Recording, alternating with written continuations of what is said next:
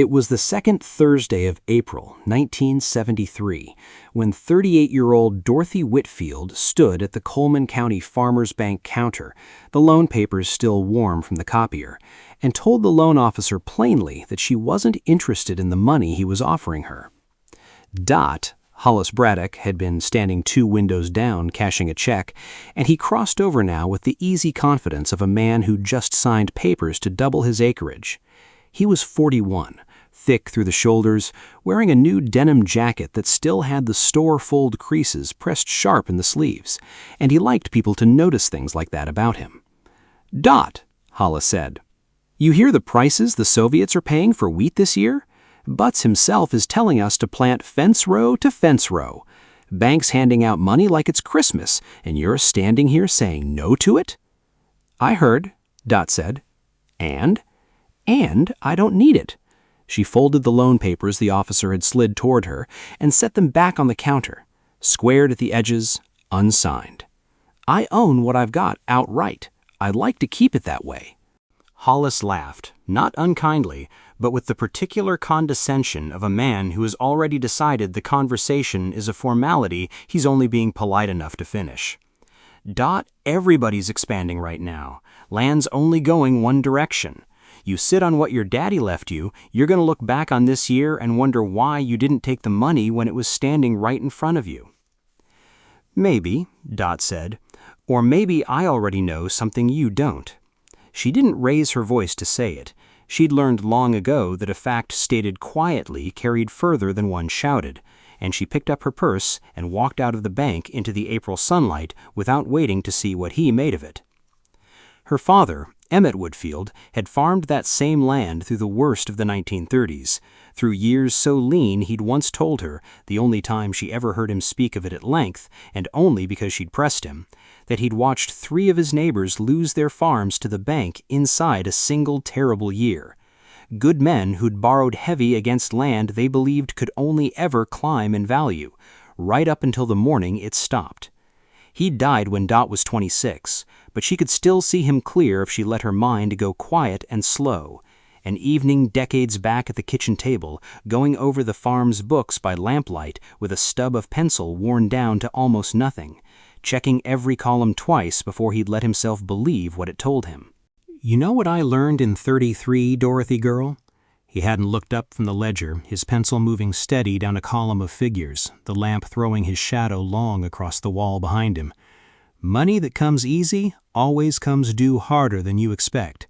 Don't matter how good the year looks. A man who owes nothing can wait out anything the world throws at him. A man who owes everything is just waiting to find out how bad it's going to get." He'd closed the ledger, set the pencil down square beside it, the way he set everything down.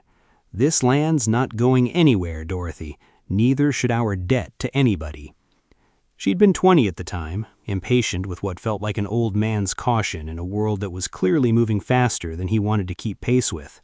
She understood it entirely now, 38 years old, walking back to her truck past a bank lobby full of farmers, signing papers for money that felt, that particular spring, like it was simply falling out of the sky for anyone willing to hold their hands out. Word of what she'd turned down moved through the co-op within the week, the way word always did in a county that size, and it arrived at Hollis Braddock's mouth already reshaped into something smaller and easier to laugh about. "Dot Whitfield turned down free money," he told the men gathered near the feed bins, grinning like the story told itself without any help from him.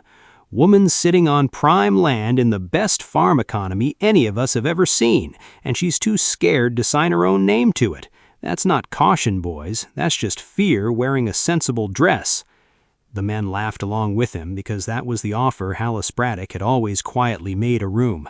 Laugh with him and you were one of the ones who understood how the world worked. Stay quiet and you were the next thing he'd find to talk about. Dot heard about it 3 days later from the woman who ran the co-op register, who told her gently, the particular gentle voice people use for news they suspect will sting that think a person ought to hear anyway. Dot only nodded and thanked her for the feed order, because she'd never once in her life gone looking for Hollis Braddock to correct him, and she wasn't going to start now over a joke that would stop mattering to everyone the moment something else came along to replace it. That whole first summer of the boom, she watched the county transform around her almost week by week. Hollis broke ground on 200 new acres that June, financed through the bank against the newly inflated value of his existing land. Younger farmers who'd never owned so much as a used tractor outright were suddenly driving equipment straight off the dealer's lot, the payment books tucked in glove compartments like a secret nobody wanted to examine too closely in the daylight. Land that sold for $200 an acre 5 years earlier was going for $800, $900, and climbing still. And every new sale made the next loan feel a little more reasonable to the man signing it, the way a rising tide makes every boat feel like it's finally found its proper level. Dot kept farming the same 320 acres her father had owned outright since 1938. She didn't expand, she didn't modernize past whatever she could pay for in cash that season. Some years the wheat prices ran good enough that she could have leveraged herself into twice the land without much trouble at all. And she thought about it, genuinely thought about it some nights, working her own books at the same kitchen table her father once used, the same lamp throwing the same long shadow, and each time she came back to the same quiet arithmetic he'd taught her over that ledger decades before. What she owed nobody, nobody could ever come and take from her. Have you ever said no to something everyone around you was saying yes to, and spent years afterward not knowing whether you'd made the wisest choice of your life or the most foolish one, with no way to find out except waiting? Dot never once put the question to herself in those exact words. She was too busy keeping her own ledgers straight, too tired most evenings from a full day's work to spend much time second-guessing a decision she'd already made and intended to keep making. But the question lived somewhere underneath her all the same, through that particular autumn of 1973 when land prices kept climbing and her neighbors kept expanding and she kept doing the same modest, unglamorous work on the same unleveraged 320 acres, wondering some nights whether she was the last sensible woman left in a county that collectively decided the boom would simply never end. By 1975, the co-op had started stocking a wider line of fertilizers and seed treatments nobody in the county had needed 2 years before because the newly expanded farms needed more of everything to work land they'd never worked before. Hollis Braddock's operation had grown to 600 acres by then, and he'd hired 2 full-time hands to manage what he alone no longer could. Men whose wages were themselves a line of debt he carried alongside the loans on his equipment and his land. Dot watched it all from the edges of the co-op, buying her seed in the same modest quantities she always had, paying cash the way she always had, and if anyone thought less of her for it that year, the boom was flush enough that nobody had much time to say so out loud. By 1976, the county had built itself into something Dot barely recognized when she drove the back roads to town. Hollis was running nearly 1,000 acres now, all of it carrying debt in some form or another. His operation written up once in a regional farming magazine as an example of the new generation of aggressive modern Texas agriculture, a clipping he kept taped inside his truck's sun visor where he could see it every morning. The co-op parking lot stayed full of new trucks with payment stickers still stuck to the windows. Land prices had nearly quadrupled since the boom began, and every farmer who'd borrowed against that rising value felt, for a few good years running, like the smartest man in the county. The kind of feeling that doesn't announce itself as fragile while it's happening. Dot's father had died in 1961, believing his caution had cost his daughter opportunities she'd never fully get back. And there were nights that decade she genuinely wondered if he'd been wrong to teach her what he had, watching the county grow rich around her, modest, unchanged acreage. She kept farming anyway. She kept paying cash for equipment, buying used when she had to, patching what could be patched, holding her ground while the rest of the county borrowed its way into a future that looked, for a long while, entirely unstoppable. By 1978, the first small cracks had begun to show, though nobody in the county was reading them as cracks yet. Fuel costs were climbing along with everything else, squeezing the margins on operations that had grown too large to run cheaply, and more than one farmer at the co-op had started grumbling about interest payments that seemed to eat further into each season's profit than they had the year before. Dot noticed the grumbling. She said nothing about it and kept doing her own books the same careful way at the same kitchen table, the lamp burning a little later some nights than it used to. By 1979, the ground beneath that whole decade's confidence had already begun, quietly and almost invisibly at first, to shift for good. The Soviet Union invaded Afghanistan that December, and President Carter halted grain exports to Moscow in protest, cutting off the very market that had inflated land values in the first place. Interest rates, already climbing hard through the decade's inflation, kept rising past anything the older farmers in the county had ever lived through. 18%, then 20%, then higher still on loans that had once seemed like free money in a market everyone had assumed could only ever go up.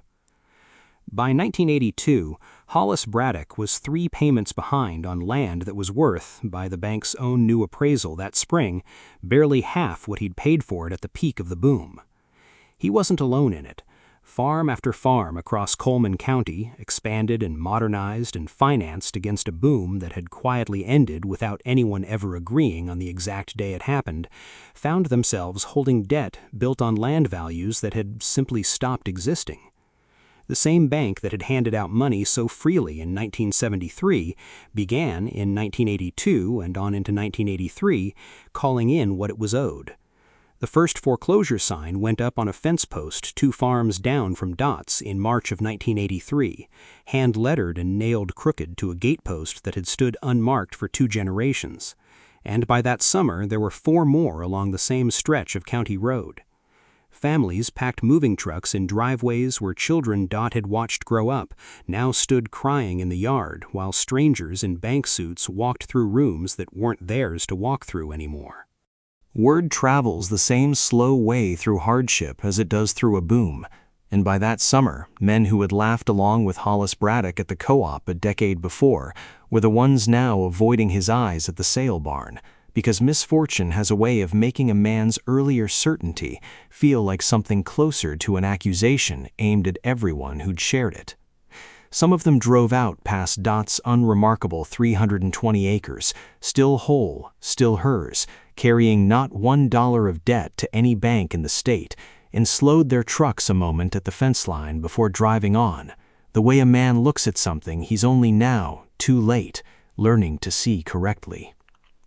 Hollis Braddock came to Dot's gate himself on a gray Tuesday in September of 1983, driving a truck he still owed 11 payments on, having sold off 200 acres at a hard loss that same month just to keep the bank from taking the rest of it outright.